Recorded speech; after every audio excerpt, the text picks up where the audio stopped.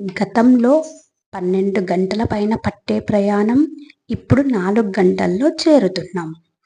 అయినా నేనంటూనే ఉంటాను, నాకు టైం లేదని. గతంలో 10 మంది కుటుంబం, ఇప్పుడు మాత్రం ఇద్దరే. అయినా నేనంటూనే ఉంటాను, నాకు టైం లేదని. ఒక వార్త ఒక చోటు నుంచి ఇంకొక చోటు చేరడానికి రోజులు పట్టేది. ఇప్పుడు కేవలం సెకన్లలో అవుతుంది. అయినా నేనంటూనే ఉంటాను, నాకు టైం లేదని.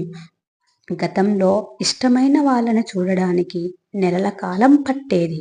ఇప్పుడు తలుచుకుంటే ఎదురుగానే ఉంటారు. అయినా నేనంటూనే ఉంటాను, నాకు టైం లేదని.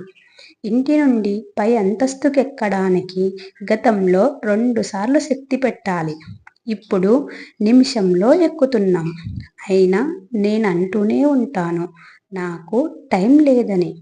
బ్యాంక్, పోస్టాఫీసులో గంటలు నిలబడతాం. ఇప్పుడు సెకన్లలో అయిపోతున్నాయి. అయినా నేనంటూనే ఉంటాను, నాకు టైం లేదని. గతంలో మెడికల్ టెస్టులు, రిపోర్టులు రావడానికి రోజులు పట్టేది. ఇప్పుడు చిటికెలో రోగ నిర్ధారణ జరుగుతోంది. అయినా నేనంటూనే ఉంటాను, నాకు టైం లేదని. డ్రైవ్ చేస్తూ ఫోన్ మాట్లాడతాం. కారు ఆపి మాట్లాడే సమయం లేదు. ఎందుకంటే నాకు టైం లేదు.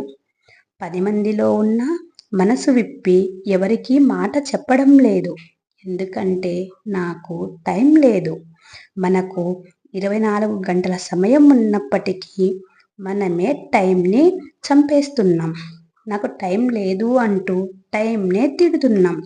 నాకు టైం లేదు అనడం మన ఫెయిల్యూరే కదా. మీరు ఒప్పుకుంటారా లేదా? మీకు ఈ వీడియో నచ్చితే లైక్ అండ్ షేర్ చేయండి.